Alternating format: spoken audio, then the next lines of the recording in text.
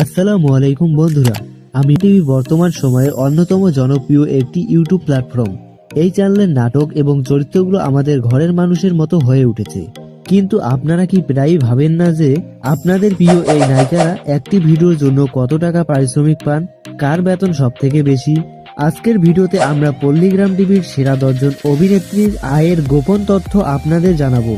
তবে শুরুতেই বলে রাখি, এই তথ্যগুলো আমরা বিভিন্ন সোশ্যাল মিডিয়া বা ইন্টারনেটের বিভিন্ন মাধ্যম থেকে সংগ্রহ করেছি, তাই বাস্তব জীবনের সাথে এই টাকার অঙ্কের কিছুটা কম বা বেশিও হতে পারে। চলুন কথা না বাড়িয়ে শুরু করা যাক আজকের এই ভিডিও। আমাদের লিস্টের শুরুতেই রয়েছে ছোট সালমা। পল্লীগ্রাম টিভিতে বর্তমানে 2 জন সালমা আছেন, যার মধ্যে ইনি হলেন ছোট সালমা।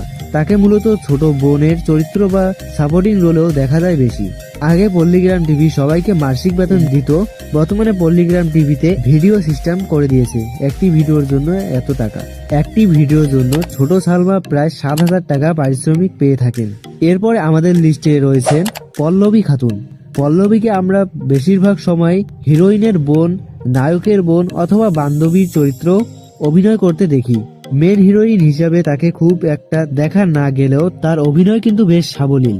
প্রতি ভিডিওর জন্য পল্লবীকে আনুমানিক 7,000 টাকার মতো দেওয়া হয়ে থাকে। এই তালিকায় পরবর্তী নাম হলো মাহি। মাহি খুব বেশি পুরনো অভিনেতা না হলেও তার অভিনয় দক্ষতা অসাধারণ। ইদানিং তাকে কিছু ভিডিওতে মেন হিরোইন হিসেবে অভিনয় করতে দেখা গেছে। বর্তমানে মাহি প্রতি ভিডিওর জন্য প্রায় 7,000 টাকার উপর পারিশ্রমিক পেয়ে থাকেন। নতুন হিসেবেও তার জনপ্রিয়তা কিন্তু দ্রুত বাড়ছে। বন্ধুরা, আমাদের এই লিস্টের 7 নম্বরে রয়েছেন একজন অভিনেত্রী যাকে বর্তমানে আর পল্লীগ্রাম টিভি চ্যানেলে দেখা যায় না। তিনি হলেন সবার প্রিয় রীতি খাতুন। তিনি কেন কাজ ছেড়ে দিয়েছিলেন বা কেন তাকে আর দেখা যায় না, তার সঠিক কারণ এখনো অজানা। তবে তিনি যখন কাজ করতেন তখন তাকে প্রতিটি ভিডিওর জন্য প্রায় 9 থেকে 10,000 টাকা দেওয়া হতো। বন্ধুরা, আপনারা কি রীতিকে মিস করেন? অবশ্যই কমেন্ট করে আপনাদের মতামত জানাবেন। এরপর আমাদের লিস্টে রয়েছে মাম্পি। পল্লীগ্রাম টিভির ভিডিওতে মা বা বয়স্ক চরিত্রে যাকে আমরা সবচেয়ে বেশি দেখি তিনি হলেন মাম্পি। তাকে ছাড়া যেন নাটকগুলো জমেই না।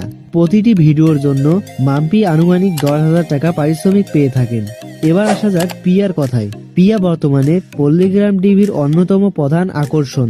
বিশেষ করে আগুনের বিপরীতে পিয়ার অভিনয় দর্শকরা দারুণ এনজয় করেন।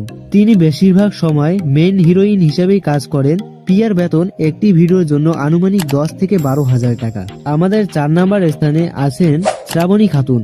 যারা পল্লীগ্রাম টিভির একদম শুরু থেকে ভিডিও দেখে তারা শ্রাবণী খাতুনকে চিনবেন। চ্যানেলের একদম শুরুর লগ্ন থেকে তিনি অভিনয় করে আসছেন। শ্রাবণী